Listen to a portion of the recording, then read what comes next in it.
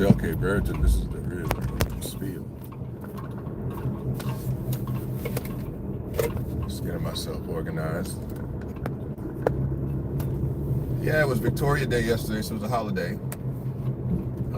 The spiel takes all statistical holidays. You know, we take all the holidays, all stat holidays. We take all those. You know, I don't want to pay my production team overtime, so I take all the holidays. All right, production team, you guys all right? Okay. Anyway, so listen, we're gonna have a conversation today based on a conversation I was having the other day with women and men about why do men die before women. Before that, with the honorifics to my Hebrew mentor, Dr. David Israel. Big ups to you, my brother. In the struggle, building a new world, as he always says. To my leader, Ashriel Moore, part of the people, my brother. And to our president, Ibrahim Torori, the president of black people all over the world.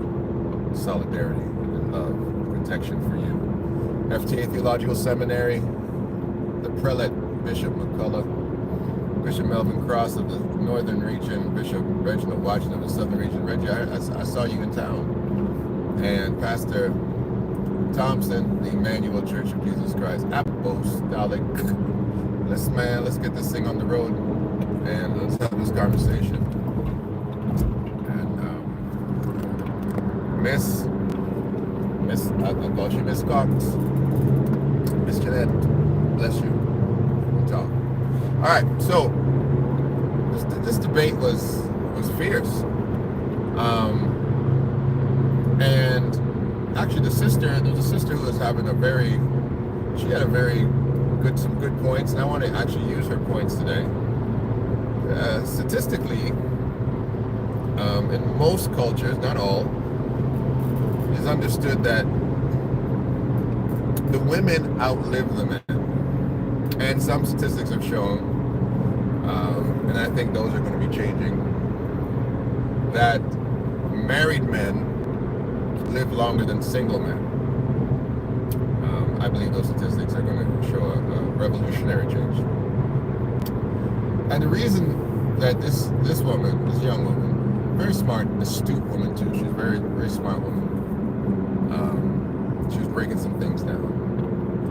And she said it's because men do not practice a sense of community in the same way that women do.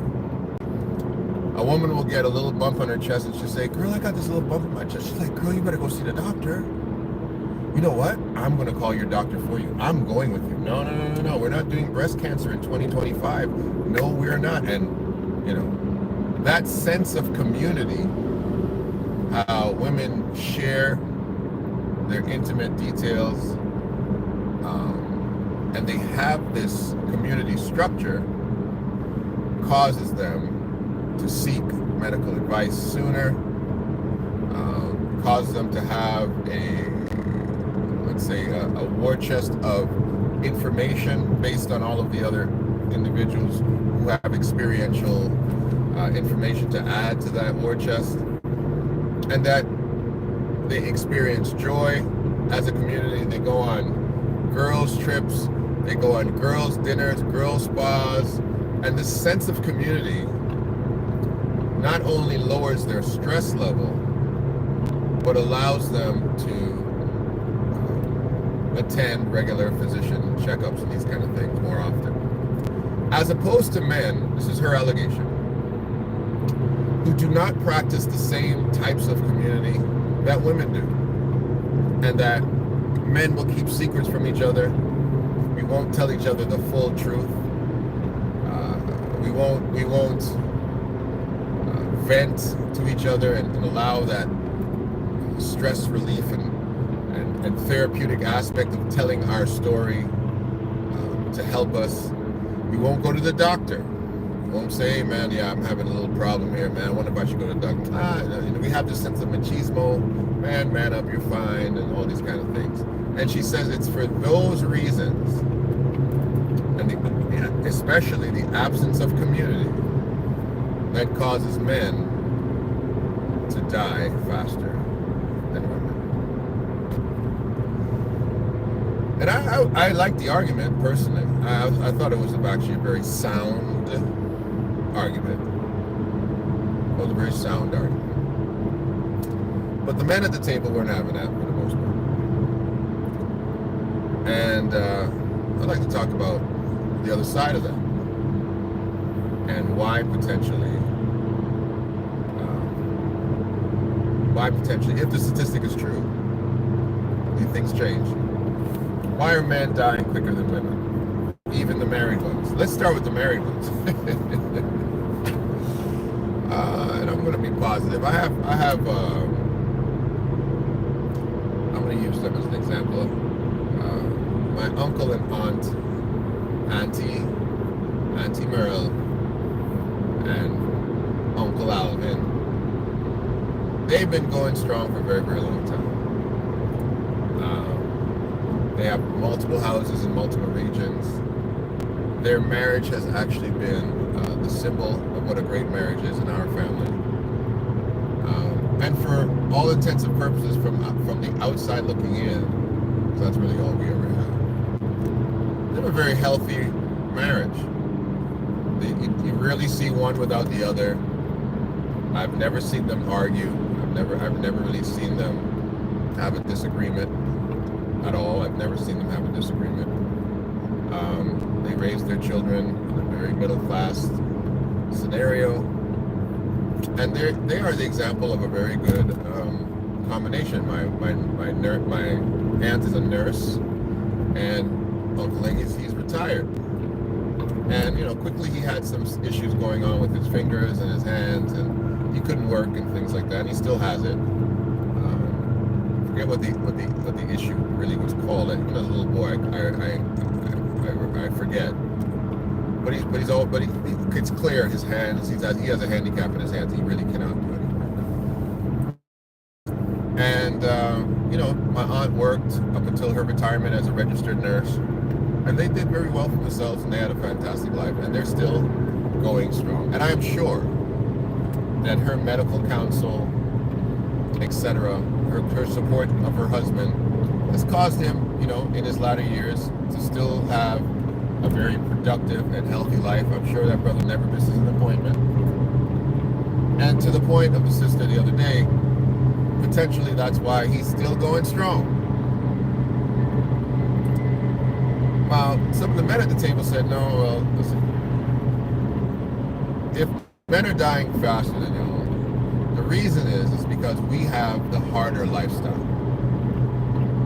Our vices are harder than your vices, right? We're going to drink this alcohol. We're going to smoke various types of things that they smoke. They're going to sleep less. They're going to stretch less.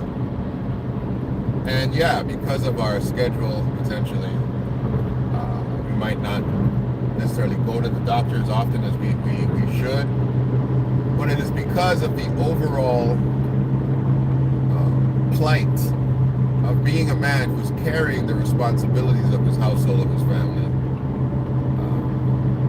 That is the chief reason. Because we're doing all the work. And therefore doing all the work, it's killing us while you guys are sitting around there chilling. Also, somebody else piped in. I ain't gonna say who. When it comes to the dissolving of these relationships, when a relationship dissolves, most of the time the man loses most of his stuff. He's losing access to his children, which might have given him a sense of peace, a sense of tranquility. Right? And now that is raising an anxiety level, his blood pressure is rolling there. He's losing a portion of his income. So maybe he can't live as healthy. He can't maybe have the extended benefit plan that he wanted to have. But he's got to maintain that for his children and his wife, ex-wife now. He loses his pension, so a portion of it at least. So now, even in his latter years, he's struggling. He might have to work longer than he would wanted to have worked if he wasn't households. You know, he's paying child support. He's stretched. He's stretched. He doesn't just come home and his kids are there. Now he's got to come home and he's got to make do and he's got to go get the kids. Like, it is a scenario that the actual jurisprudence of Western living has him dying off, because Western radical feminism, Western family court imbalances have made his life hard, made his life very hard. And that point to me was a very powerful point, because you go into more paternalistic cultures and you see that these old men who have very submissive, loving wives are living to ripe old ages. And remember this too, in most cultures, older men are marrying younger women. Older men are marrying younger women. So these women, and if these statistics are coming from marriage, there might be 10, 15 years, if not more, between the wife and the husband, right? It's very rare that an older woman gets a younger man. It's very rare. That's odd for us. Like, it's like, oh, you're older than him? Oh, it's okay. Yeah, he's a young boy to me. Most guys are not going after women older than them. It's not. Men are going after women 10, 15 years younger than them.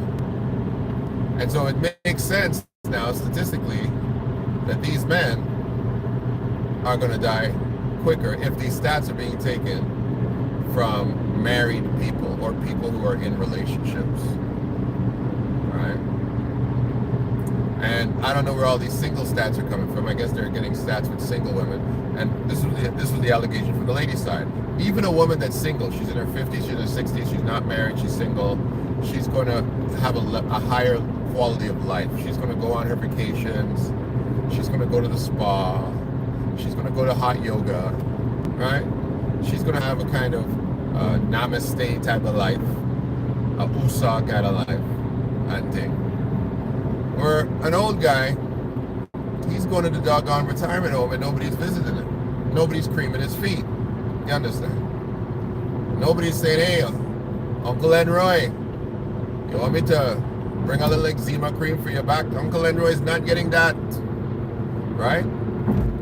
Or Aunt Bessie, she's sitting in her house, her grandchildren and her great nephews and great nieces, they visit her. She goes on vacations with them. She has a higher quality of life, probably because she took Uncle Enroy to the blasted cleaners. Hey, and Uncle Enroy don't even have spare change for no eczema cream for his back, boy. But hey, I digress. I think at the end of the day, when you really look at this thing critically, and this is my conclusion. This is my conclusion now. Everybody talk. Everybody have to talk. But this is my conclusion. When you look at this thing very critically, what that says to me as a Trinidadian man, I am an endangered species, boy. That's right. I am an endangered species. I should be protected at all costs. What do you mean? Listen, call Trump, call Carney, call Ibrahim Traore. We need a fund to protect men. We is dying out. Good men too, boy. Listen, oh, you don't want me to go fast. I am the template. I'm out here building good men for all you. Listen, young men. I look at the analytics of this show. This show is mostly watched by men. The women are the commentators. The women commentate more. But the analytics show that it is more men that are watching me have these conversations with you on the real spiel. Big up to the brothers on a Tuesday morning. Yeah, it's sunny out here, but it's still cool like tail in Toronto. But it is the men who are listening to me. You guys can't afford for me to expire fast. I am an endangered species. That's all it means to me. And anyhow, you have an endangered species anywhere in the world. What happens? They form organizations to protect them. Oh gosh, in Trinidad, you can't even kill an agouti the wrong time of year, boy. The government say, hey, we need them agouti to live. We want to go down south and eat some wild meat every now and then. Stop killing off agoutis in the month of October. Easy now. And if you're going to protect an agouti, imagine me, an endangered species man. Why am I an endangered species? Why are men like me an endangered species? Can I tell you what I will not say? I will not declare myself to be a high-valued man. I won't do that. I won't use that jargon. I won't use that terminology because I understand that is the trigger for some of y'all. That our fearless philosopher of this age, may he rest in peace, Kevin Samuel, has triggered some of y'all to run in a different direction when you hear a certain term. But I won't use that. What I will say is that there are certain types of men, and I'll use this terminology. They are Renaissance classic men. Oh, you heard the song back in the day. I'm a classic man. Right? You remember that song? You can be mean, you look this clean. I'm a classic man.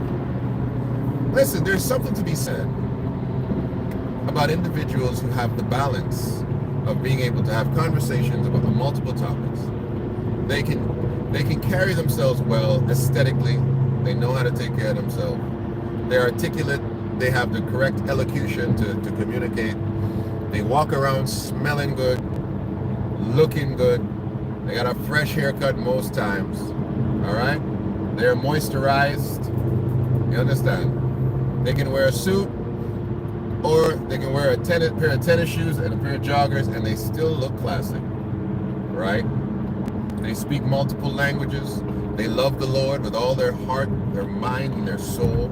They're taking care of their children, their families. That's right. They're standing up to tyranny.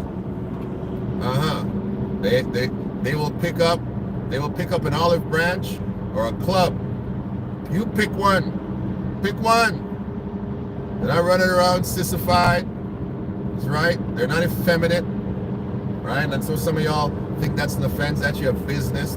Right? We're not running around like that. When we shake your hand, our wrist does not bend.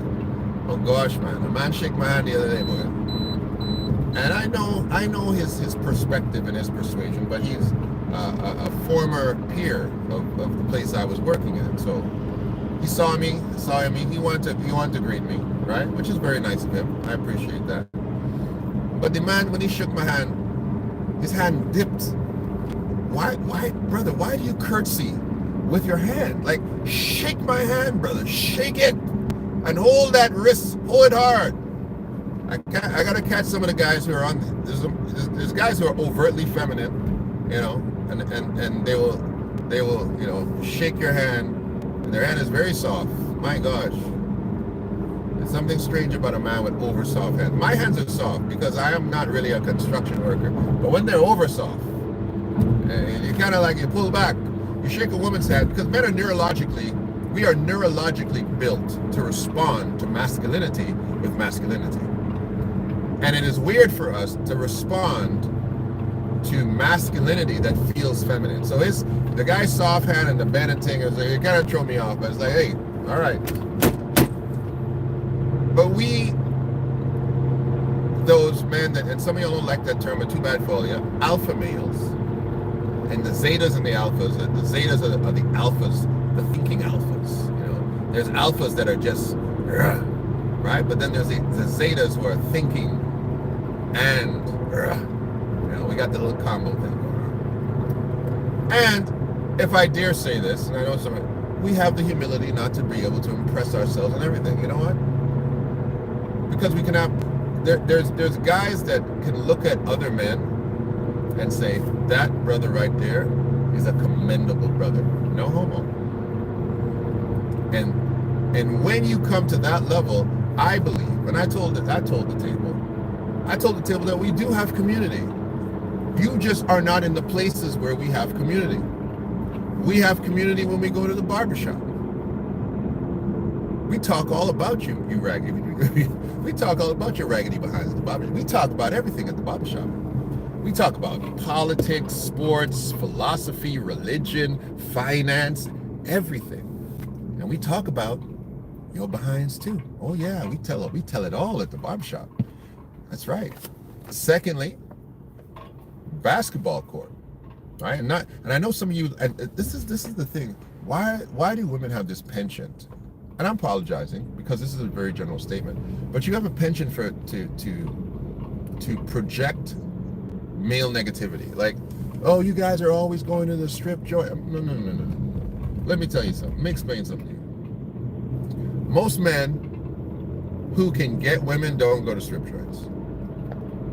Men who can get a woman, men who are attractive, who know how to speak, who are polite, who are not afraid to approach a woman, men who are comfortable with themselves, you know, whose house, you go to their house, it's actually decorated, the floor is swept, the bed is made, the bathroom is clean. Those kind of men.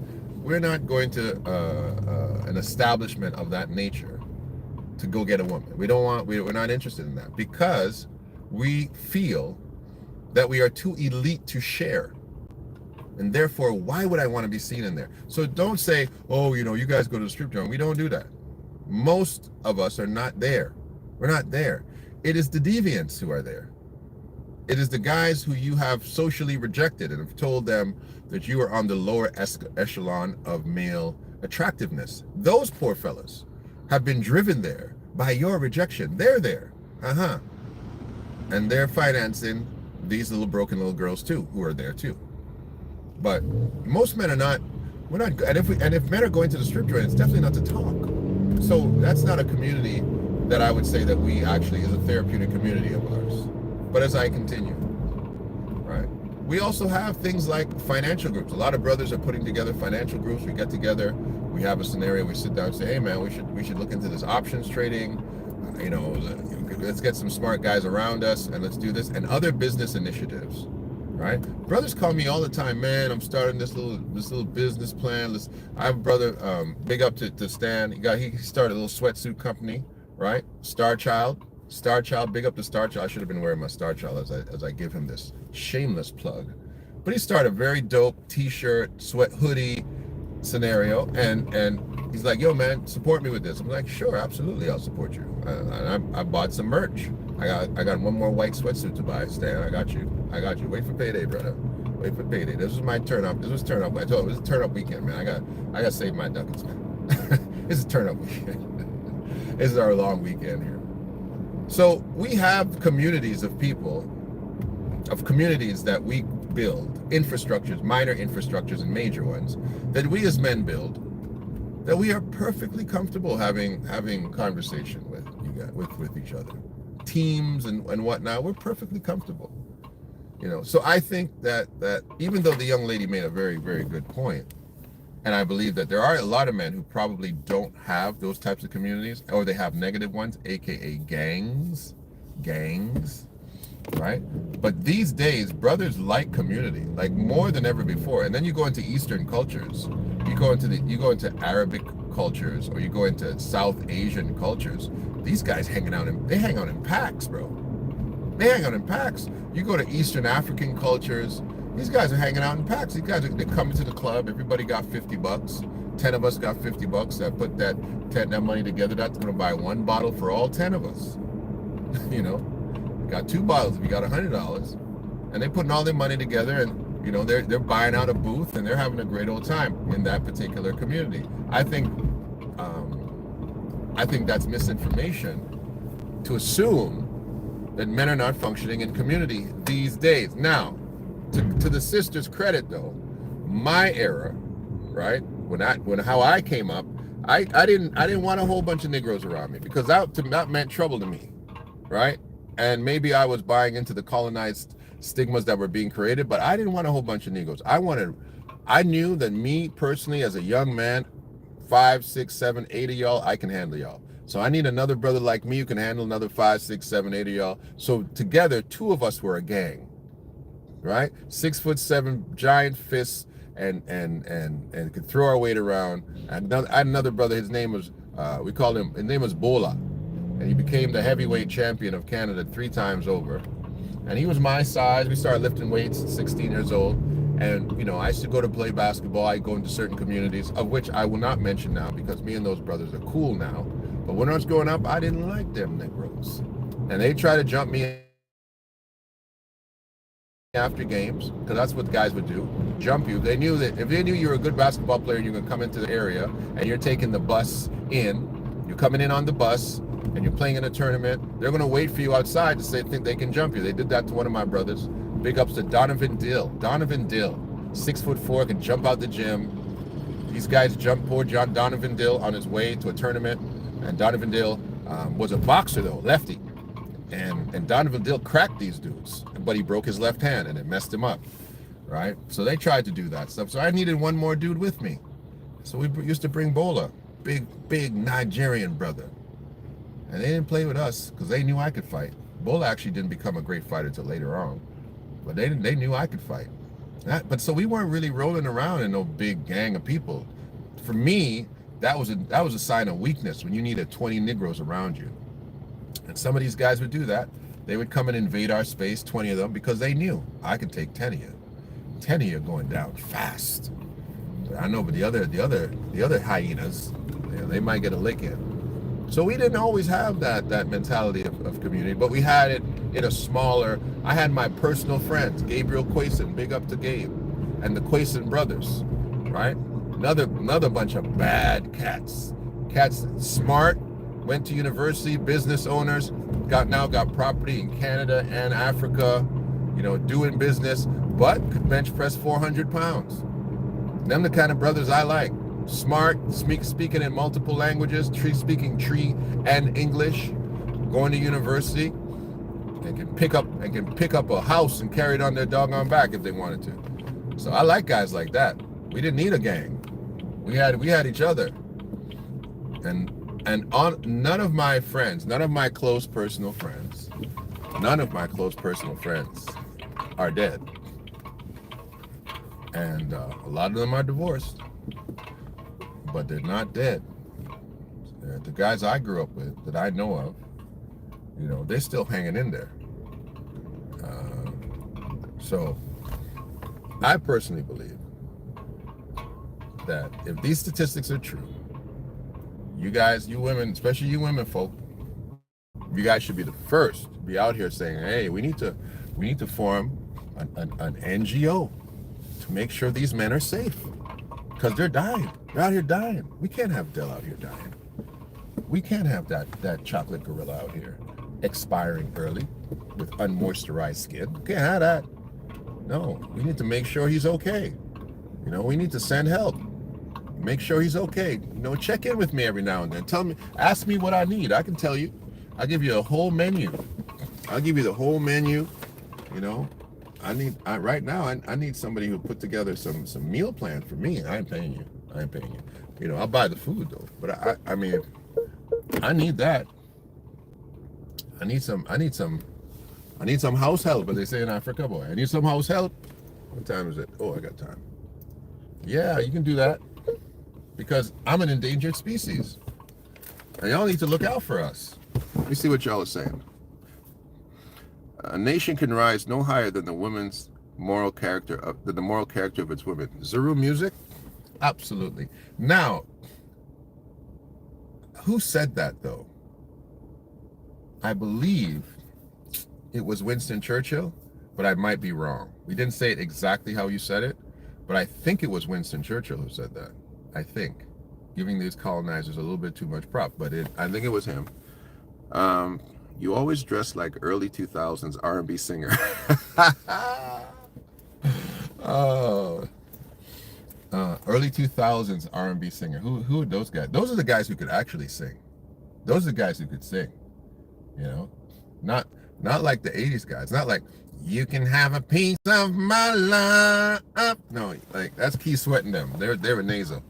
Baby, you can have all of me, 'cause I'm not totally free. I can't tell you everything that's going on. I appreciate that compliment. I like your dream. What'd you say? I like your dream come true to make me fall in love with you. Oh, is that a track? Who we got here? Kalabaka.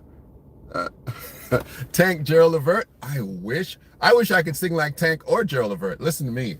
If I could sing like Tank and Gerald Levert, y'all wouldn't be able to talk to me. Y'all wouldn't be able to talk to me at all. At all. I just be walking around like people should be walking in front of me just dropping feathers. If I could sing like Tank or Gerald Levert, oh Lord have mercy. There'd be problems in these streets, boy. There'd be problems in these streets. I'd be running around here like Neo on steroids, for real. You know, that's why Neo's out here like this. You think Neo's gonna die early? Neo ain't gonna die early.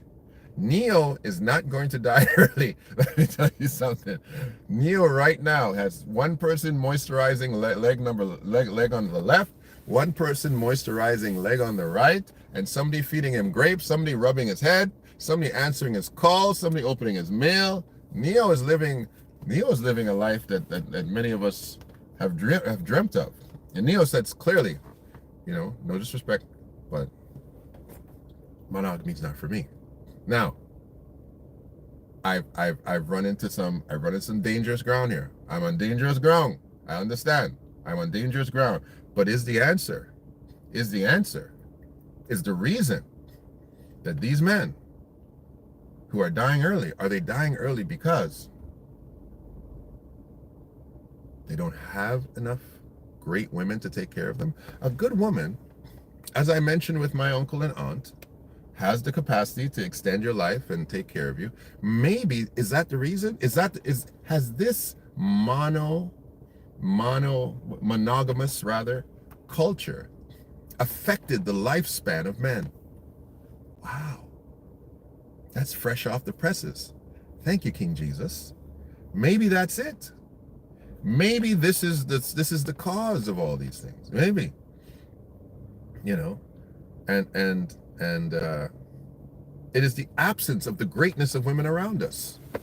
We need more greatness around us. That's all I'm saying. I ain't saying anything more because I ain't getting myself in trouble. But the endangered species called man, I think that considering that there's very few men in ratio to women, single, eligible, and desirable, that it behooves women all over the world to make sure that men who you consider men who are you're the apples of your eye, that you got to go out of your way to take care of them. Listen, I had a conversation with some folks, the same folks, and it was almost a cuss word when I said, do you guys know how to cook? Because I mean, the conversation with the women, they were talking about, and I really love hanging around women and listening to women, like really just allowing them to be in their own bubble per se, and listening to them and learning about how women live. Because women, guys, the brothers here, they live different than us. Most women have an enchanted life. It's enchanted. I mean, they walk into a place, they don't have to pay. You know, they have things that are, you know, ladies free before such and such a time, and they get a level of service even from other women. And I was told this too. It scared the crap out of me. You know, the women that like women too. A girl said this to me. She said this to me. I was terrified. When she said it. She said, "Listen, the difference between a man and a woman is that woman that you like, when she goes to the bathroom, you can't go in there with her. But I can." I was like, oh my gosh. Oh my goodness. What is she saying? She said that I have way more access than you have. And I was like, wow. I was going to this event, and I saw, walking down the street, I saw this brother dressed really nice, man. He was buff too. He was dressed really nice, and he had like a shirt set on, had the braid up on.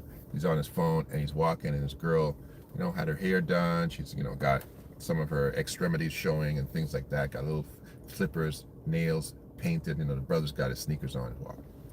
So I walk out, get out of my car, turn. I gotta get some out of my trunk, put the trunk down, and they're walking by me, and to my chagrin, the dude is not a dude. The dude is a very tough-looking girl, dressed immaculately, like a man.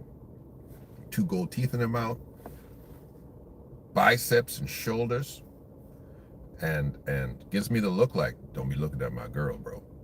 I turned my head away. I was the level of masculinity from that young lady. I was just like, I'm not looking at your girl. Absolutely. But I saw her girl take a glimpse at me because I'm bigger than her. I'm bigger than her. I don't know if to call her a man, woman. I'm bigger than her, but she looked. Whew. So the access conversation is not a lie. And when I went into that event, man, that big old She-Hulk was in there. She bought the booth out. She bought the booth. She's buying bottles. She's making sure her girl is taken care of.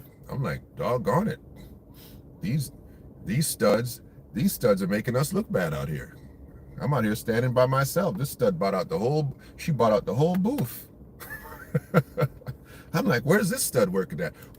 What gym is she working out at? What security team is she running? My goodness, that stud was a hell of a man. But she got more access. She got more access. But this is what I think will happen. All these studs out here, that statistic, that's gonna fall on y'all. All right, because them studs are not poly. Now them studs got one woman. They try to handle one woman, and you're gonna see what happened. You're gonna see all these studs, all these gay females.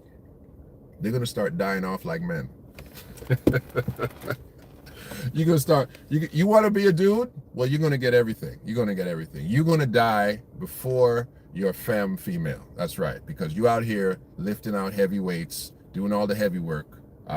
Buying out the bottles. Got to work extra hours to make sure that she got her hair done, her nails did, everything did, and you're gonna be out here, and ain't gonna be there's not gonna be any endangered species thing for you, because we're not doing that for the studs.